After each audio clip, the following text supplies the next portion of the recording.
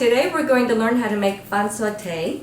And Mrs. Choi, one of my mother-in-law's good friends, has agreed to show us, a group of us, how to make fan sauté. And so right now we're boiling water to boil the kohlrabi. Kohlrabi. And we're getting 2 of them, and we're going to peel them and boil them. And right now Linda is peeling the water chestnuts. The water chestnuts are fresh. She said, and Mrs. Choi said, no, can't. It's not sweet like fresh water chestnuts. So we're going to start with that now. Yeah, you know, chai. Yeah, you the chai, you know. They take the kohlrabi and Linda is cutting it really thin. And they're 2 kind of mature kohlrabi, so they've trimmed it down to the best part. That's a little machine. She's good. Okay, so Mrs. Choi poured some hot boiling water, about 3 cups, into 12 ounces of the steamed shrimp cake flour. About two-thirds, just under 2/3 cup of the tapioca starch, and then added A half teaspoon of salt. a half teaspoon of salt, and been stirring it. So she had me stir it until it's really sticky, and she's letting it rest. Okay, and also we went to Fiesta and bought a tortilla maker, and it's the bigger one, so it was like $8, and it's made in China. We've cut, Linda's cut several pieces of the salted turnip, and how many pieces? About 5 pieces, and they're like 2-inch squares. Okay, the lapchang, the Chinese sausage, is boiled just a few minutes, like about 5 or 6 minutes.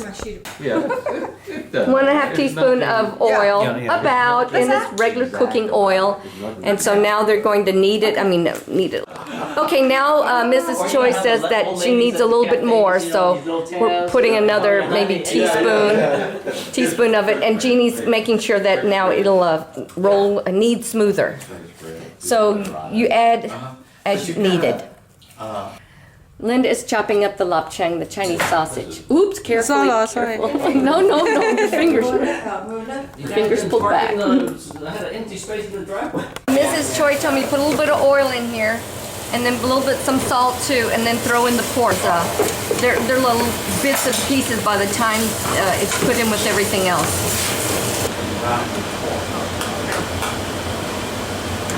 Okay, she threw in the salted turnip. What is it? This is the kohlrabi, the 2 kohlrabis, chopped, diced finely. We're just gonna stir it, and then the kohlrabi is a good, nice filler. It's not all meat. You've got vegetables, and it's just delicious. Add the water chestnuts and cover. Stir and cover. Homa. Oh, one Oh, that's true. We use because Okay, she's taking a teaspoon, a heaping teaspoon, could be a teaspoon and a half, and she's going to put a little water in it. Oh, a nice amount of water in it. Stir it with your finger like we learned how to do. You put oil on the steak, and then garlic powder on the next, and then you put the black pepper, and then you salt wax. Bring the lapchang, the Chinese sausage. It's the same thing. It works.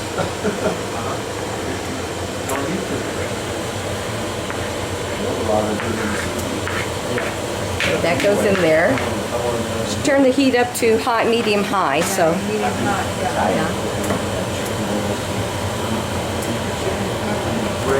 So I assume the sausage is put in last because it has the most flavor. You don't want to dilute the flavor. But now a little bit of cornstarch. Oh, she throw the whole thing in.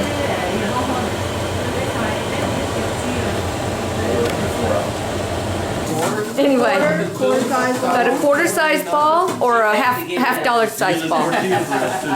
Oh, and now Mrs. Choi is doing the pleating. That's the hard part, yeah.